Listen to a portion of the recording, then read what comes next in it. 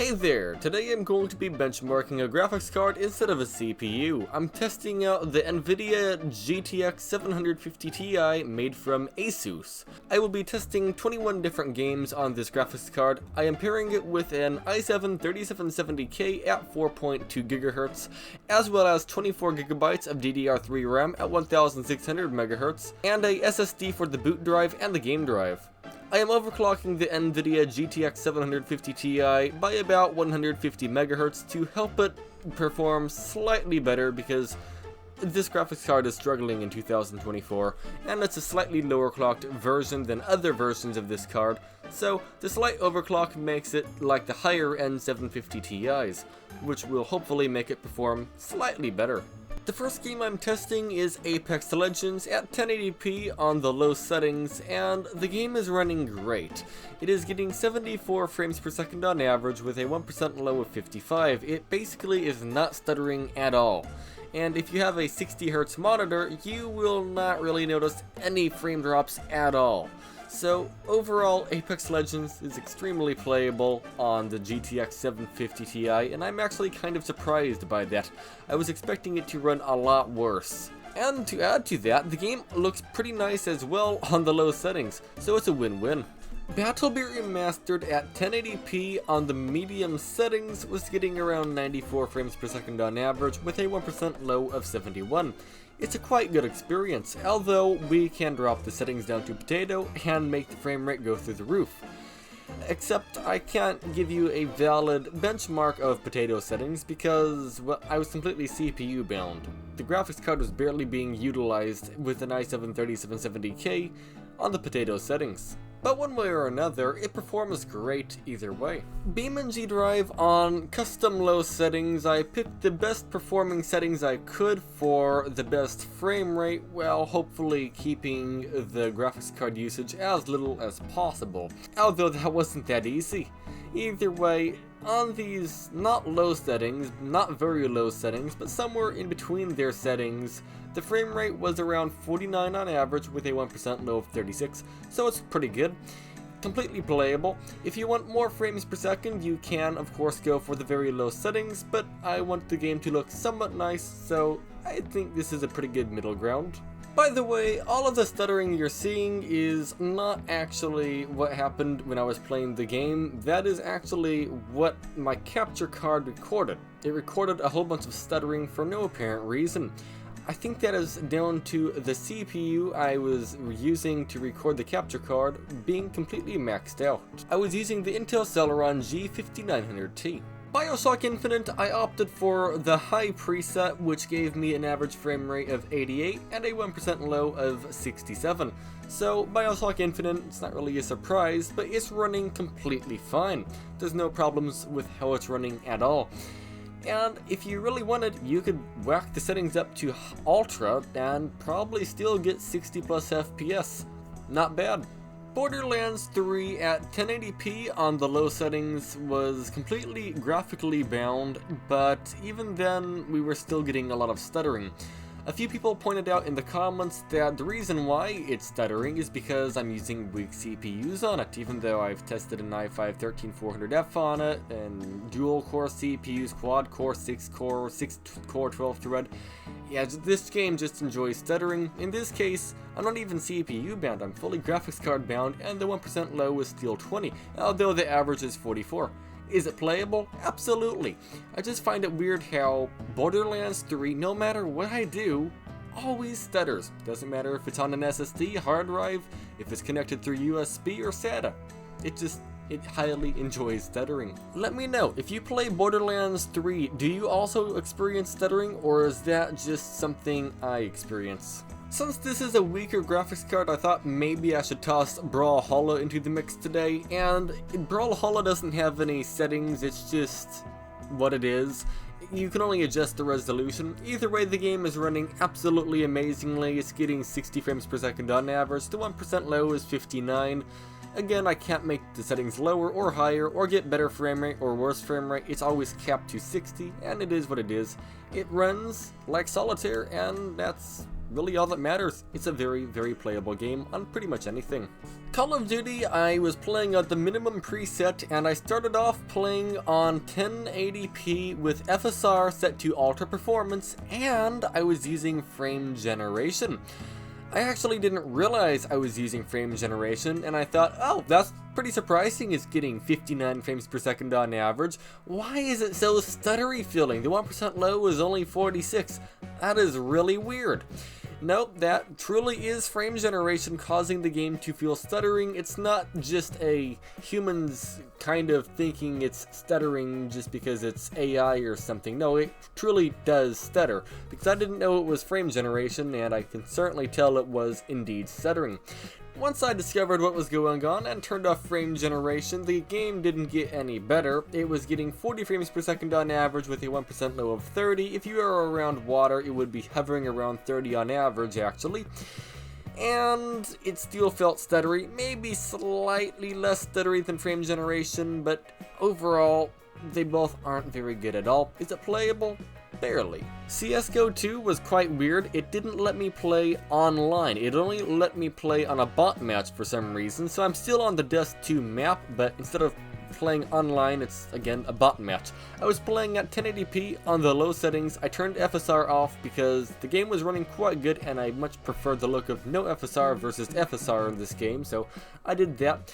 And it was getting 92 frames per second on average with a 1% low of 50.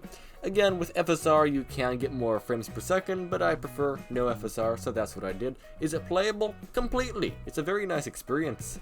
Cyberpunk 2077, you can turn the settings lower than low. What I mean by that is, with the low settings, there are a few things still turned on, slightly higher than they can be, so I manually turned them all the way as low as possible, as well as used FSR on performance mode, and by doing that, the game got 33 frames per second on average with a 1% low of 24. It's barely playable, especially for a single player game. It's just not that good at all. But it's alright, I guess. Outside of the city you can get around 38 frames per second, and in town you can get 25 roughly to 35. Again, not great, but it puts along kind of. I also tried frame generation and just, no, don't even bother. It's quite a bit worse with frame generation for some reason. I don't quite get why. But I guess Cyberpunk is kind of playable, at least. Destiny 2 at 1080p on the low settings was running at an average frame rate and a 1% low of, I don't know. MSI Afterburner does not work in this game, so I don't have the overlay with the statistics on it. But the average frame rate, or, well, to my eyeballs, the average frame rate was hovering around 43 roughly. Again, I have no idea what the 1% lows are, or 0.01% lows. Yes, those do exist. But was it playable? Yeah, it felt good to me. Dota 2 runs perfect. When I say perfect, I mean I am CPU bound, not GPU bound. I tried the second from the highest settings and I was completely CPU bound. Then I put it up to the highest settings, which is what you see here, and I am still CPU bound. I'm getting 71 frames per second on average with a 1% low of 29. In super intense situations, the frame rate can hover around 30, but again, that is CPU bound, not GPU bound. So it is completely playable, and there's not really anything to complain about at all, at least graphics card wise. Dying Light 1 at 1080p medium settings was running great. It was getting around 69 frames per second on average with a 1% low of 45. Sometimes the frame rate was higher than 69, sometimes it was in the 50s, but one way or another, it was a very, very playable experience. No, I didn't go and explore the whole entire map to get that frame rate. It was just hovering around this little play area here, but that's at least what I got in that play area. Grand Theft Auto 5/GTA 5, I opted for the normal settings, which is the low settings in GTA 5, and I averaged 97 frames per second on average with a 1% low of 68. By the way, it can handle higher than low settings, but the reason I opted for low is so you can see, hey, it's performing quite good, so you can actually turn the settings up a little bit if you'd like. Either way, it's completely playable. Halo Infinite sadly did not work, which I'm kind of not surprised about. The game struggles to run on a GTX 980 Ti at the low settings, so for it to not run on a GTX 750 Ti might actually be for the better. Either way, it gave me an error saying the graphics card is not supported, and then it continued to try to load the game for quite a while, about 10 minutes, and then it gave up and crashed, and that was about it. Naraka Bladepoint! I was at 1080p on the very low settings, and I was expecting absolutely nothing good to come out of this, okay? It's a modern game. There's no way it's going to perform good. Oh, wait. I'm getting 44 frames per second on average with a 1% low of 40 at 1080p with a 750 Ti. That is amazing right there. Then I tried 1080p on the low settings instead of very low, and I was using FSR set to quality instead of no FSR, and that actually slightly improved my frame rate over very low settings without FSR. I was getting around 46 frames per second on average with a 1% low of 30. So the 1% low was lower, but the average frame rate was slightly higher. I feel like the 1% lows would probably even out over time. One way or another, it's running pretty nicely. PalWorld is a really weird one, so it doesn't look all that good for one, and for two, the average frame rate was 37. The 1% low was 25. Okay, that's alright, I guess. It wasn't stuttering that bad. But when I look at the trees, which look actually kind of awful on the low settings, the average frame rate was around 25 looking at a tree. 25. That is not good. Was it playable? Yeah, I'd say it's a playable experience. It's just kind of underwhelming with how the game looks versus how it performs. It doesn't look that good even on the highest settings, let alone the low settings, and it just seems slightly too intensive for how it looks. Portal at 1080p on the very high settings was surprisingly actually graphics card bound. I wasn't expecting that. I was expecting it to fully be CPU bound, but no, it isn't actually. It was running at around 156 frames per second on average with a 1% low of 83. Do I need to explain that that's extremely playable? Probably not, but I'll say it anyway. It is extremely playable and runs absolutely perfectly. PUBG at 1080p on the very low settings was running pretty good, I guess. It was getting around 55 frames per second on average with a 1% low of 20. What I don't understand is why does PUBG, like Borderlands and Naraka, tend to stutter so much? I don't know. But one way or another, it is pretty playable. I was actually CPU bound at times, which is pretty interesting. I wasn't expecting that. I was actually expecting the i7-3770K at 4.2 GHz to perform slightly better in this game, but nope, not quite. Team Fortress 2, I originally tested it at low settings, thought it would actually be horrible. No, it was actually great and CPU bound. Then I tried the highest settings and it was still CPU bound. So I kind of gave up with that benchmark because I can't really test the graphics card, I can only test the CPU on it. But one way or another, both of them are performing great in Team Fortress 2. The finals ran alright. It was getting 56 frames per second on average with a 1% low of 43 at 1080p on the low settings with FSR set to ultra performance. And I did try normal performance and quality FSR, and it's not really worth it because when you do that, the game does look better, but then it performs a lot worse.